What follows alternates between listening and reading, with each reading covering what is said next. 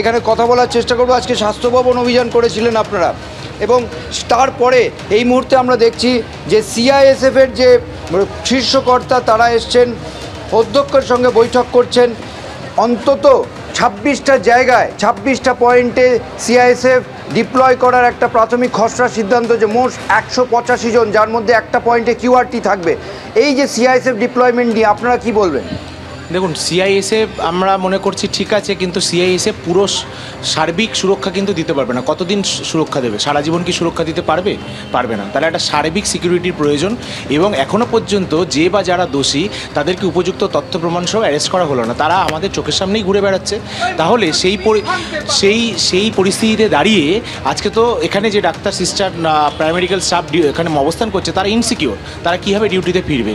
তাহলে পুরো সার্বিক সিআইএসএফ দিয়ে হবে না। আর আজকে শুধু আরজিকর মেডিকেল কলেজে নয়, এই ঘটনা তো আজকে আন্দোলন করতে করতে এসএসকেএমে ঘটলো, জুনিয়র মার খেলো, বাংলা মেডিকেল কলেজে হলো, নিগ্রহ হলো নার্সিং স্টাফ এবং ডাক্তার, বর্ধমানে হয়েছে। তাহলে এই ঘটনা অহরহ ঘটছে। তাহলে এর সিকিউরিটি কীভাবে হবে?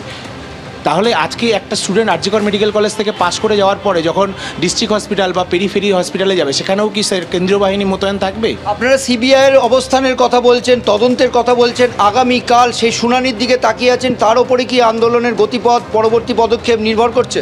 অবশ্যই আমরা সুপ্রিম কোর্টের ওপর আশাবাদী যে তারা এই সিচুয়েশনের গ্র্যাভিটি বিচার করে অত্যন্ত দ্রুততার সাথে যুদ্ধকালীন তৎপরতা এই কেসের সমাধান করবে এবং দোষীদের ধরে শাস্তি দেবেন।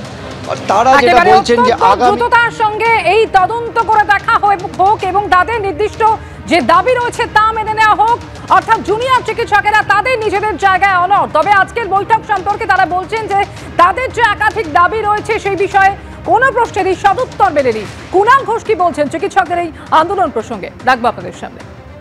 ডাক্তারদের প্রতিবাদ থাকবে, ডাক্তারদের কর্মসূচি থাকবে, কিন্তু যেখানে সুপ্রিম কোর্ট বিষয়টা টেক আপ করেছেন, যেখানে সুপ্রিম কোর্ট বিষয়টা দেখছেন, যেখানে সিবিআই তদন্ত করছে, আপনাদের প্রতিবাদ থাকুক, কিন্তু দয়া করে আপনারা কাজে যোগ দিন। আমি সেই ক্ষেত্রেই বলেছি, ধরুন পুলওয়ামায় একটা রহস্যজনক বিস্ফোরণে এতজন জওয়ানের মৃত্যু হলো, সেই জওয়ানদের পরিবার তো জাস্টিস পায়নি।